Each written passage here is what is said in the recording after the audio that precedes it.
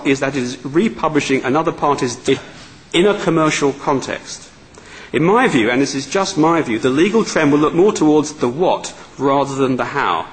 So if Barcelona has used technical tools to gather particular kinds of data, as against just providing general search functionality, it just increases its risk. In the recent case of Ryanair and Vetours, Hamburg court issued an injunction to stop Vetours from scraping Ryanair's website. And Ryanair also claimed that Vetours breached their terms and conditions of use on their website. Now, it's an interesting point. Let's imagine that a website scraped by Barcelona's search engine has machine-readable permissions expressed in XML embedded in the site. Now, in my opinion, that makes it harder for Barcelona Conference to rely on an argument that there is this implied license. Look, your search engine, there were the permissions readable by the search engine.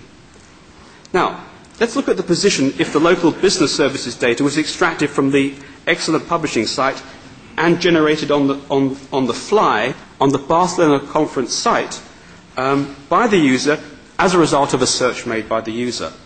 Now, in that situation, I'm assuming the data isn't stored on Barcelona's servers, but is displayed on its site as a result of a search using the search box to generate a web search which returns the data. Now, in that scenario, I think the position's different. BarcelonaConference.com is much closer to the position of the intermediary I described before. There's very little case law on this point, but Barcelona Conference would argue that it is acting just as a host, a platform, and so it is entitled to those exemptions for hosts that I explained earlier in the e-commerce directive. But it is important to remember that having received notice, it would have to remove the data. Now, interestingly, a Paris court decided, I think about 2 weeks ago, that eBay qualifies for the hosting exemption, and so it couldn't be sued by L'Oréal for counterfeit goods which were offered by sellers on eBay. And I'll come back to that in a second. Now, let's look at, so as far as the first complaint is concerned, if it's search-driven, probably okay. If it's valuable commercial data which has ended up on the site, possibly risky. But there are arguments about that. Now, let's go to the next one, about the mashup application which is on Barcelona's site, which apparently includes data which must have been obtained from excellent publishing site.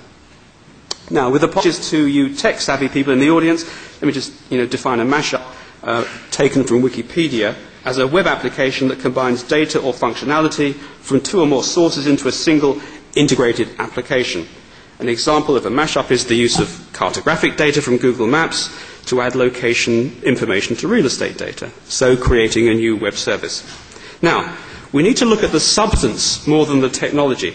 If the data mashed together is made publicly available without express or implied restrictions, without machine-readable permissions or other restrictions, then the implied right to use is a strong argument. But if there are permissions attached, if there are, then the legal analysis could be different. At the moment, it's probably true to say most of that stuff is out there. There aren't those permissions in XML. The world could change depending upon the views which directory publishers and other publishers take about the terms on which their data is exposed to the world. Now, let's look at the last one. They're now complaining that their client, Excellent Publishing, has found a defamatory post, insulting remarks about Senor Juan Excelente in one of their user forums, in one of our user forums, and Barcelona's user forums, and when he used the search feature on your site to search against his name, the results displayed a link to a site which contained yet more defamatory material about Juan Excelente. Now, this situation is probably the easiest one to analyze, and I referred earlier to the exemption for hosts for storage in the e-commerce directive. Now, as long as BarcelonaConference.com acts expeditiously, meaning that Toon picks up the phone and gets on the phone to his technical team to take that content down, then the exemption for the host will be available. And the same will apply to any other illegal content which may have been posted by users, such as a video where the copyright belongs to somebody else. Now, there's no obligation in the e-commerce directive to actively monitor the site for illegal content. But that's interesting, and depending on the type of site, the host may need to take some steps to qualify for the hosting immunity. Now, for example, in Toon's home country in Belgium in a 2007 case involving Sabam, a collecting society, and an ISP.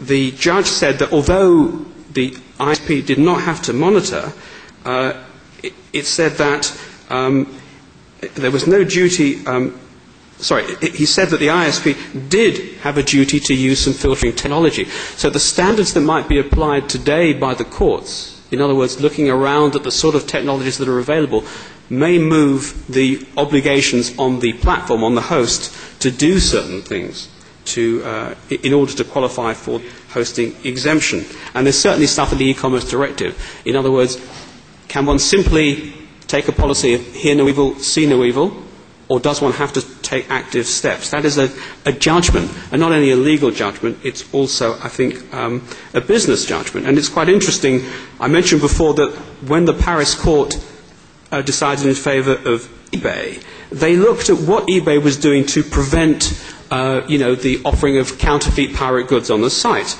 And it noticed that there were clauses in eBay's terms and conditions, there were messages to sellers and buyers.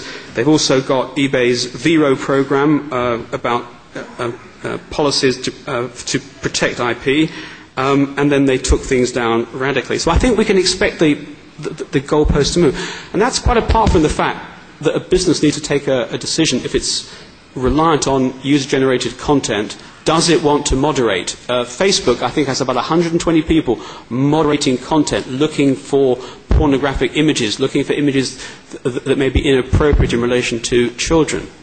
So there's a trade-off for legal immunity versus, if you like, protecting the integrity of the site. So, where does that get us? Where does it get us into a nice, clear, black and white position in the law, or is it more a sort of clear shade of grey? And I think it is a clear shade of grey, but I do go back to that basic distinction I drew between higher risk extraction of and repurposing of commercial content versus lower risk, I'm the platform, I'm the host, although there may be duties on me, as well as business interests suggesting I need to filter by both technical means and human means. So let me suggest 5 propositions which I'd like to put to you, which I think are important for the industry at this time. The first one is that ownership of intellectual property, whether it's copyright or database right or trademarks or other rights, in content remains as valid in the online world as it does in the offline world. And we've also seen from presentations how we move from offline to online and vice versa.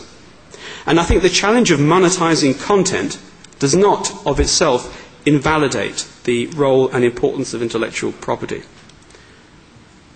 But ownership of intellectual property means nothing in the digital world without the right technical infrastructure in place to identify ownership and to express permissions in machine-readable form. In other words, copyright has to be expressed through 21st century technology. And yes, of course, there are different issues when we're talking about film online or music online, professionally produced content, versus